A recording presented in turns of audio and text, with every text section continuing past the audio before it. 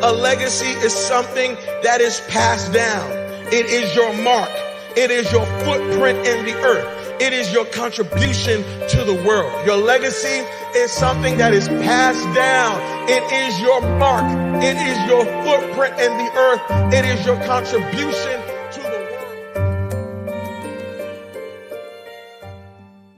What I need you to do is I need you to find a reason to keep going. And if you can find a reason to keep going, I know you're strong enough to do it because you're human. And every human has what it takes to get past whatever they're going through if they decide to. Push through it. Push through it. Tragedy and trials come to everybody. Only the strong survive. Listen to me very closely. Y'all running from obstacles when in fact it's the obstacle that's going to take you to the next level. Like y'all running from pain. Y'all running from challenges. You telling me how difficult your life is. Do you understand it is the difficulty that's going to prepare you and take you to that next level? Why do you keep crying? Why me, God? Why did I get MS? Why did I get cancer? Why did my mama die? Why did I get fired? Do you understand? Listen, you got through that. You got put through that because what that does, that tension produces greatness. Stop running from it and run to it. You are battered, broken, and depleted.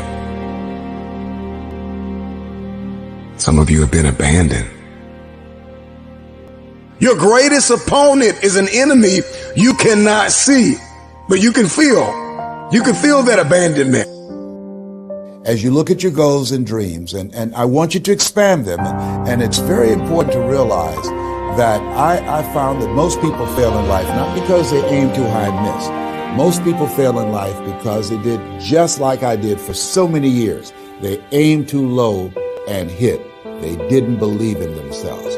So I want you right now, as we begin to think about the lessons and all the things that you've experienced and all of the comments and stories and strategies and lessons that you've had, I think it's time to revisit and look at your goals and dreams, and let's raise the bar.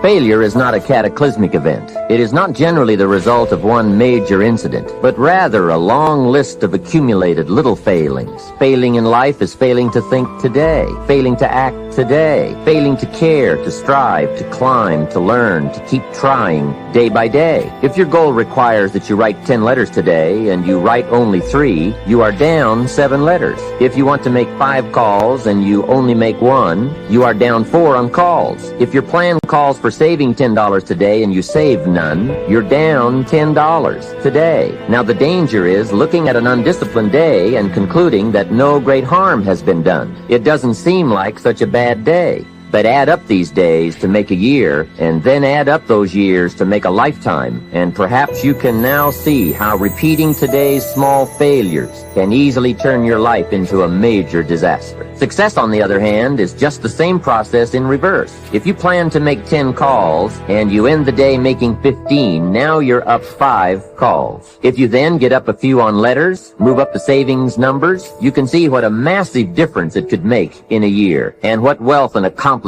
awaits for a lifetime. Discipline is like a set of magic keys that unlocks all the doors of wealth, happiness, sophistication, culture, high self-esteem, pride, joy, accomplishment, satisfaction, and success. The first key to discipline is awareness of the need for and the value of discipline, and especially the discipline to make the changes. What will it take? What must I do? And what must I become to get all I want from my life? The second key is the willingness. More than that, the eagerness to maintain your new discipline deliberately, wisely, consistently. And the third key to discipline is the commitment to master the circumstances of your daily life, to see and harness the opportunities to make something of the sun and the rain, the good as well as what comes in the guise of misfortune. Discipline does many things, but most important of all is what it does for you. It makes you feel better about yourself. Even the smallest discipline can have an incredible effect on your attitude. And the good feeling you get, that surging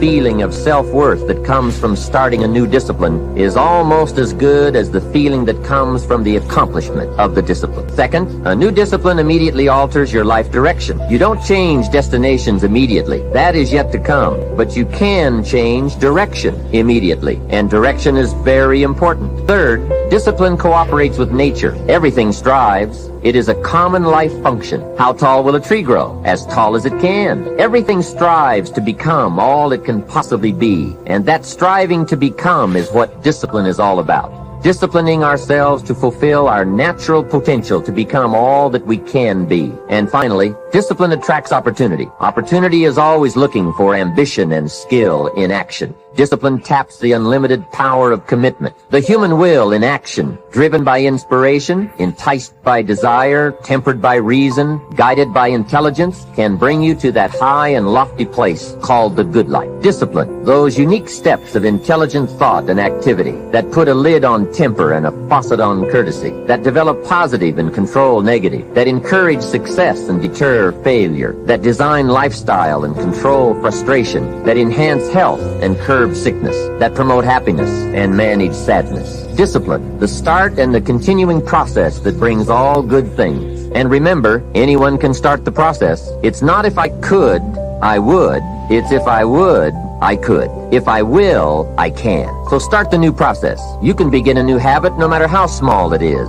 Small isn't important. Whether or not you start and whether or not you continue are all that is. Your need for acceptance can make you invisible in this world.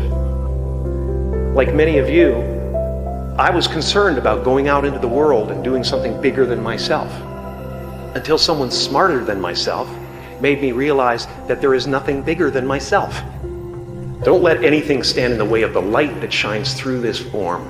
Risk being seen in all of your glory. Our eyes are not viewers, they're also projectors that are running a second story over the picture that we see in front of us all the time. Fear is writing that script, and the working title is, I'll Never Be Enough. Spend your whole life imagining ghosts, worrying about the pathway to the future, but all there will ever be is what's happening here, and the decisions we make in this moment, which are based in either love or fear. So many of us choose our path out of fear disguised as practicality. What we really want seems impossibly out of reach and ridiculous to expect, so we never dare to ask the universe for it. I'm saying, I'm the proof that you can ask the universe for it. You're gonna hit something in life that's a lot tougher than you, and it's gonna test your will, and it's gonna test your heart. If it's just about you and if it's just about the product, it will crush you. Every day I get up, I understand. And somebody in the free world that's looking at me to see if I'm gonna keep going. And so I can't quit. And so I went back to school the next week after they had just saved my life. I was back in class. I had to learn how to write all over again. I had to learn how to walk all over again. I had to learn how to tie my shoe all over again. I had to learn how to bathe all over again. I had to learn how to live life all over again. Never one time did I say, let me go home. I need to go. I used to talk to kids about the ant philosophy. Let me give you a couple of clues now about the ant philosophy. Here's number one. Ants never quit. If they're going somewhere and you stop them or block their pathway, they'll look for another way, up, down, all around. How long will they keep looking? Till they find another way. See, that's good philosophy, the ant philosophy. Here's another one. Ants think winter all summer. That's why ants appear to be in a hurry all summer. Go, go, go. Go, go, go. Why? Winter, winter, winter. Hurry, hurry, hurry. The clock is running out. Time is running out. Hurry, hurry. Get the food. Bring it back. Get the food. Bring it back. Winter's almost here. Hurry, hurry. See, that's good philosophy. So if you got that note now, be like the ants. Think winter in the summer. Don't think summer in the summer and get faked out. Look how lovely and look how nice. See, that's getting faked out. Ants don't do that. They think winter all summer. Now here's the next one. You got to think summer all winter. In the winter, you got to say, we won't be in here long. We'll soon be out of here. We'll be out there working and gathering more food and providing for the future. This winter won't last long. We'll soon be out of here. So the key is to think summer in the winter and think winter in the summer. Now, if somebody needs help on this, You've got to learn how to put it in such a way. And giving them the ant story is one of the best. Think winter in the summer, and then think summer in the winter. Think negative when it's positive, and then think positive when it's negative. Isn't that a challenge? The answer is yes, that's a challenge, but that's life. That's the deal. How often does winter follow fall? Every year. Years ago, I did a series of lectures for Chevron dealers and their management. All over America, even up in Alaska and over in Hawaii. When I first started giving them this series of lectures, the management and some of the leaders of the Chevron Corporation called me in and we had a nice talk. And they said, well, first of all, Mr. Rohn, we'd like to get acquainted, and we've heard about your presentation, and we think you might be able to share some good ideas. And they said, by the way, you travel the world, and right, you know a lot of corporate executives, and you've been in business for a long time all around the world. They asked me, what do you think the next 10 years are going to be like? And I said to them, gentlemen, you have asked the right person. So their eyes lit up. I said, I do have experience. I have traveled the world, and I've lived a long time, and I really know the deal. And here's how the next 10 years are going to be. About like the last 10. Winter follows fall. Some are easy and some are hard. Some are difficult and some are simple. And then spring follows winter. For how many years now? 6,000 years of recorded history. So it isn't going to change. Here's the essence of life. Opportunity mixed with difficulty.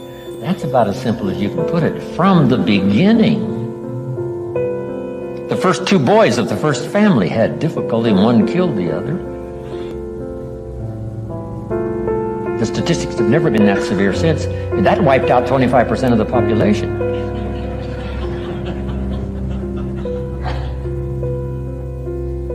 So there's been the push, shove, difficulty, good and evil, present since the beginning.